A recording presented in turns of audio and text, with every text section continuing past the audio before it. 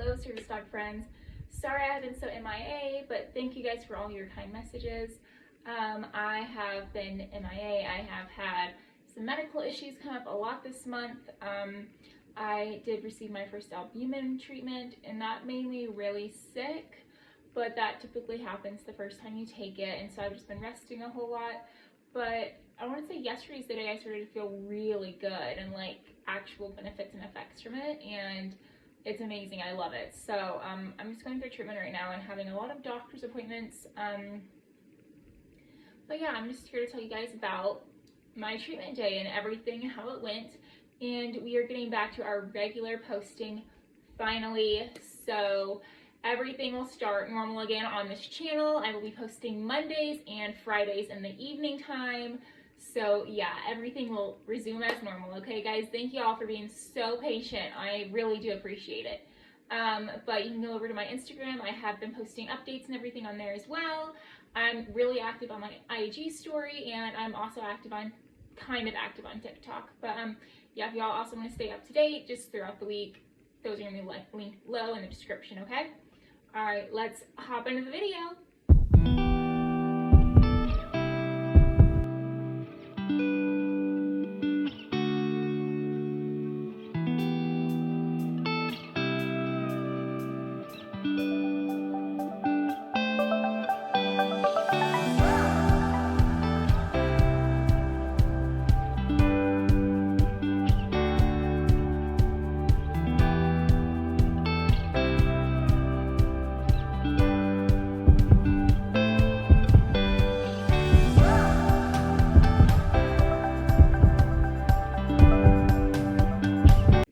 Y'all, so my first treatment, you are going to see me, it was about 9 a.m. I think is when my treatment was. So I got up super early.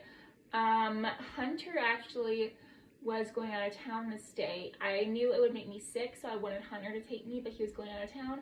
So my sweet mama took me, and I went down to my treatment center with her. She picked me about like 8:30. And we drove down there. Miss Lola was with me, of course, and I got, was it 3 bags? So I got 3 bags. The first one is the albumin, which you'll see here. At the same time, either Nanny Faye, Todd's 78-year-old mother, or one of the older siblings will likely take custody of the younger. I also had the opportunity to bring Lola a sleeping bag so she could just lay down and rest because we were going to be there so long.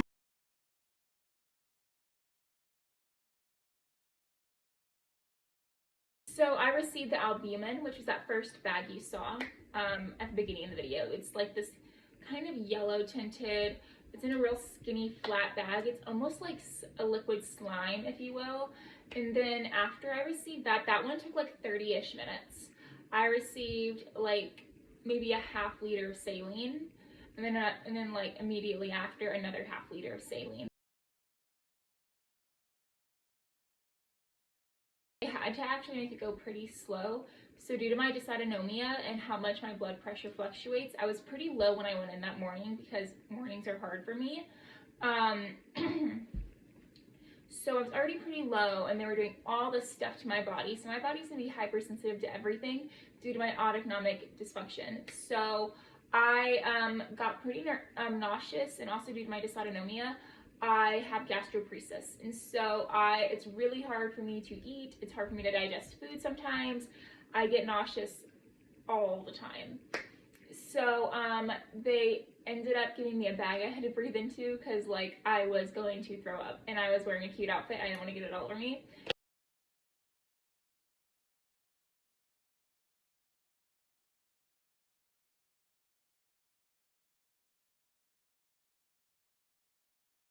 And also, I did not want to throw up. Like, no, not at all. No. Also, this is where my IV therapy was done. I'm in my own private room. Had a TV in there and everything. There is my albumin before I finished it all. And there was a mini bar across from me, so I got lots of snacks. It was nice to keep my salt levels and blood sugar up, so that felt good. So I'm already on bag number 3, and it's taking a while. They actually had to slow it down due to me getting super nauseous. But yeah, everything went well besides that. Well, kind of. But the treatment was nice. There's Lola, she's just resting.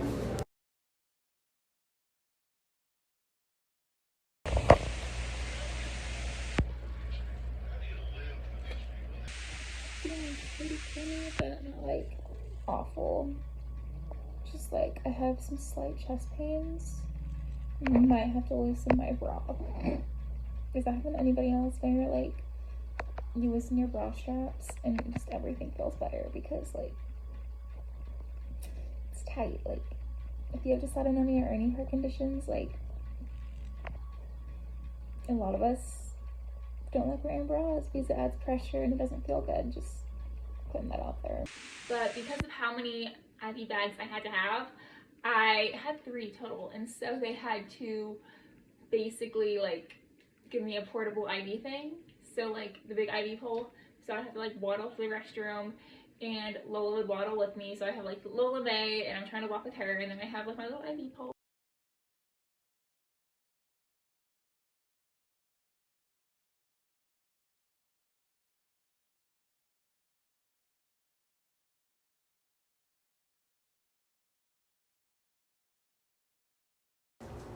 And my treatment was over eventually, and I decided I wanted to go and maybe run an errand to the grocery store because I was feeling pretty yucky, and I wanted to get like chips or like 7-Up and, you know, some things I could snack on and rest on at home, but that didn't happen. I was like, Mom, forget the grocery store. I gotta go home like right now. And we lived like 10 minutes, or I lived 10 minutes from my doctor's office that this was at. And she got me home. So Hunter, like I said, was preparing for a boys' trip. So he had to go out, run all sorts of errands. He was going camping with the boys. And so he's not home. And I'm like, oh my God, how is my mom gonna get me into the house? I mean, I have Lola, but like I am not okay.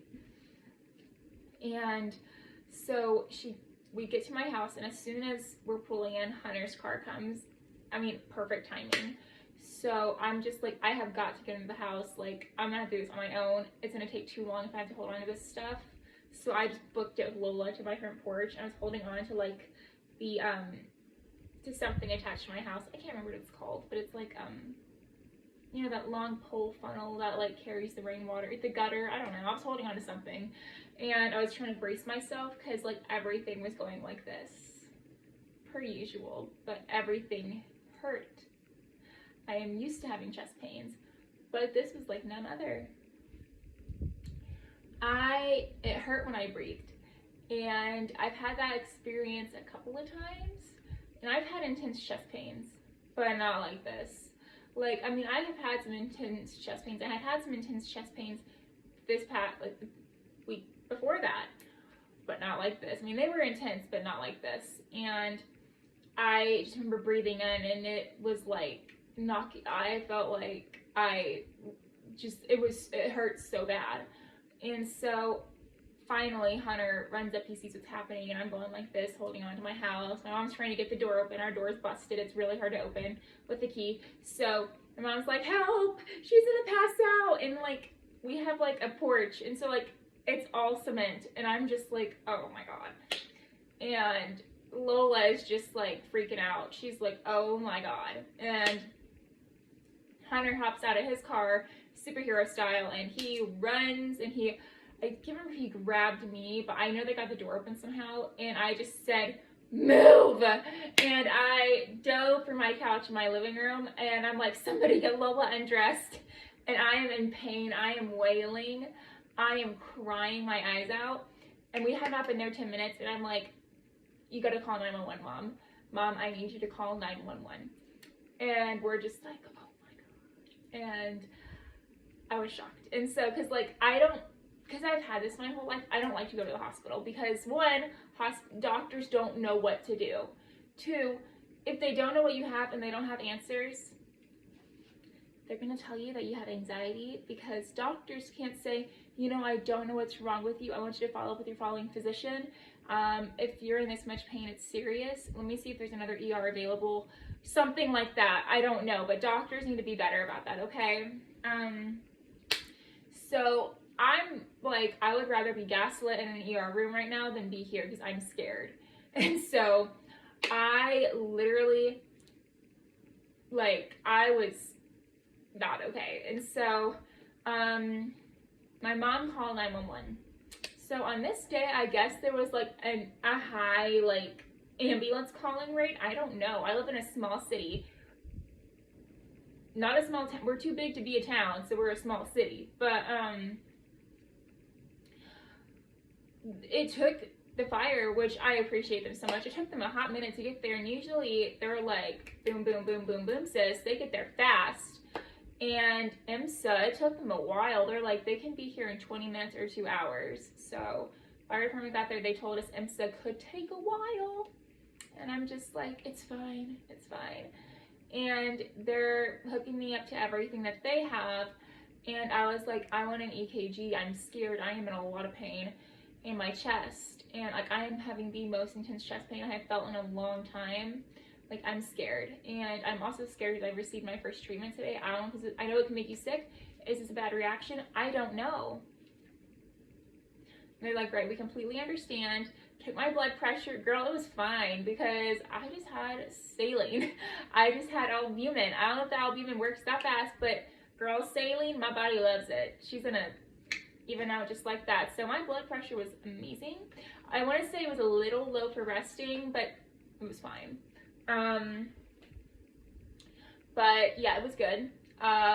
So I'm just like laying there, and I'm just like, I have got to like go to the hospital. We're trying to figure out doing the IMSA to transport me.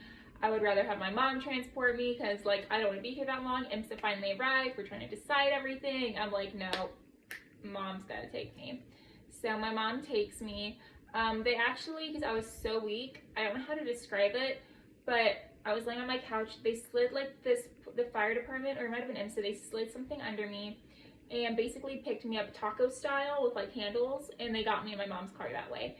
And we live like pretty close to everything. Honestly, I think we were at the emergency room within like 15 minutes. So that seems like a long time, but like, well, this hospital is kind of in the city, but like 12, 15 minutes. So like, I was okay. Everything came up okay. Heart-wise, on the EKG that they had, they could see my bundle branch blockage. It wasn't that, it was nothing like that wise, like, but I was in pain. Like, it hurt to breathe. That was scary. Got to the hospital, and they did, and back to the hospital, they basically, my mom ran and got me a wheelchair, or I think, nurses came out and got me in a wheelchair. I can't really remember because I was like incoherent, really. I had no idea what was going on. I left Lola at home at this point, by the way. That's important because I feel like one of these things would not have happened. I'll get to that in a minute. But I did leave Lola at home because I was like, I'm incoherent. I'm not going to have control over her. She's only been in a few hospitals a few times. She's staying at home. I have my mom. I'll be fine. So the nurses get me into like the check-in area, you know, like where you get your insurance information, your like IDs, all that stuff. And I don't really remember being in there. I remember this one Karen yelling at the poor nurse, and that's all I remember. Apparently I passed out sitting down like in my wheelchair. I just full on slumped over, and it was probably being in pain because like that has happened to me before. I have been in so much pain I have passed out. And the next thing I know, I'm in like an emergency room in this hospital, and I am being stripped down by these nurses. They're hooking me up to everything, and especially since I had just gotten a treatment that day, they wanted to make sure I was okay. And hooked me up to everything. Everything looked fine heart-wise, but seeing how much pain I was in, they were very concerned. So like, we're gonna run some other tests. And so they ordered a CAT scan, a chest x-ray, all these things, okay? So CAT scan looked good, and then they're like, okay, we need to get you a chest x-ray because if it hurts and you're breathing, that's serious. So they took me back to my room, they set the bed up and everything, and they get this machine, and the little x-ray machine, and I had to hold as still as possible, which was really impossible because I was in a lot of pain. I just wanted to like lay down and not have to move, and they had to sit me up, so that was not fun. And they took this x-ray, and they came back, I want to say like an hour later with the results, and the cardiologist, who was so kind, said that I have a lot of inflammation around my T4, and I think it's called the T4 vertebrae, and that's like in your back, and that's exactly behind all this stuff. So like it would sit right about where a bra band would be, like right here. So like right by your heart, right by your lungs, all that stuff. So it's painful. And that's why I thought I was having intense chest pains. And I probably was having some, because that's not unusual for me. But it was like 10 times worse because at the same time this happened. Now, did my albumin infusion cause this? No. I had the past few days sharp inhales, and I didn't think anything of it because I'm always in pain. Didn't think anything of it, just added to the list. And it was minor though, did not raise any red flags. And so, it just so happened the day it inflamed was after everything else had happened. So it was after I had my albumin infusion. I just decided, like, we're just gonna give her the sickness from the albumin, and then how about just like this, let's make all these symptoms happen too, and just give her an absolute crap storm, and that's just what we're gonna do. And so the gods decided to just do that to me today, or that day. So yeah, but it was not caused from the albumin. It was just a coincidence that my T4 inflammation happened on the same day. Like I wanted to show all its bad, it's like bad. I wanted to do all that the same day as this. So yeah, that was fun. Basically, I had to take it easy in the next few days.